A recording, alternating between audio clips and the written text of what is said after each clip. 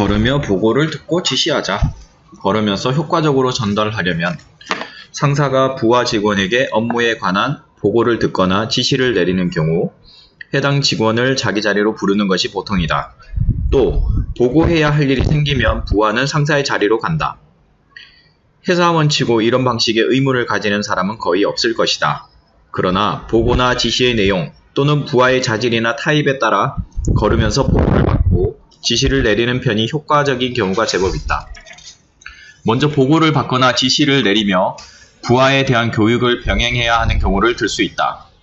업무에 숙달된 부하라면 요점을 잡아 보고할 수 있고 상사의 지시 내용을 정확하게 파악할 수 있다. 보고나 지시에 소요되는 시간이 짧기 때문에 상사의 자리에서 일을 행하여도 특별히 문제될 것이 없다. 하지만 신입사원처럼 업무에 익숙하지 않은 부하는 필요한 보고를 하지 않거나 보고의 요점이 어긋나 있고 상사의 지시를 제대로 이해하지 못하는 경우가 종종 있다. 그런 때에는 밖으로 데리고 나가서 함께 걸으며 지도하는 것이 효과적이다.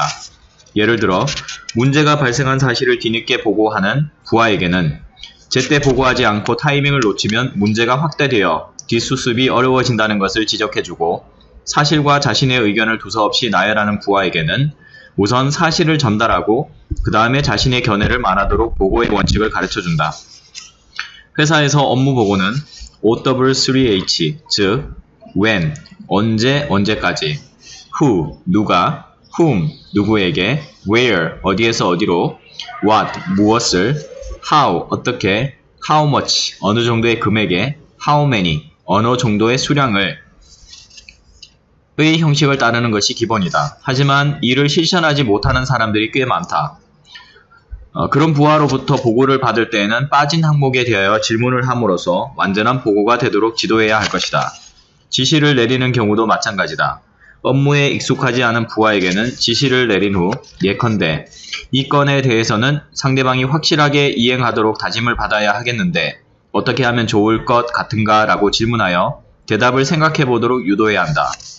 이러한 지도나 교육을 밖에 나가 함께 걸으며 실시하면 부하는 자신과 상사만 있다는 편안한 생각에 마음을 열고 지도사항이나 조언에 경청할 뿐만 아니라 걸으면서 맑아진 기본으로 들은 내용을 마음에 잘 새기게 된다.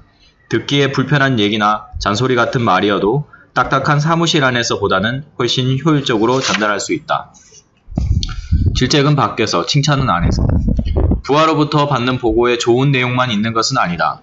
중요한 거래를 놓쳤다거나 금액을 잘못 계산하는 바람에 손실이 났다거나 기한 내에 해야 할 일을 잊어버렸거나 하는 등의 좋지 않은 통보를 받을 때도 종종 있다. 그런 경우 관리자 중에는 그 자리에서 큰 소리로 부하를 질책하는 사람이 있다. 부하가 일을 그르쳤다면 물론 꾸짖어야 한다. 마음이 약해서 제대로 부하를 야단치지 못하는 관리자가 있는데 잘못해도 나무라지 않고 넘어가면 그 부하는 일에 긴장감을 느끼지 못해 실수를 반복하게 된다. 그렇기 때문에 부하를 위해서도 질책은 필요하다. 그러나 좋지 않은 통보를 받으면 관리자는 먼저 긴급한 대응이 필요한지 생각해보고 적절한 대책을 세워야 한다. 잘못한 부하를 꾸짖거나 지도하는 일은 그 뒤에 해도 늦지 않다. 한 차례 긴박한 사태를 수습하고 나면 잘못한 부하를 밖에 데리고 나가 질책한 후 잘못의 원인이 무엇인지 어떤 시점에서 어떻게 행동하는 것이 옳았는지 생각해 보도록 한다. 누구나 자존심이 있기 때문에 동료들 앞에서 꾸지람을 들으면 설사 자신이 잘못한 경우라도 상사에게 좋은 감정을 품지 않는다. 이렇게 되면 이후의 일에도 영향을 미친다. 한편 밖으로 나가서 함께 길을 걸으며 나무라면 부하는 상사의 배려를 알아차리고 비록 심한 꾸중을 듣더라도 순수히 받아들이게 된다.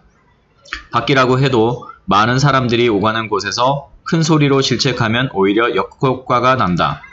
통행인이 드문 비교적 조용한 장소를 선택하도록 하자.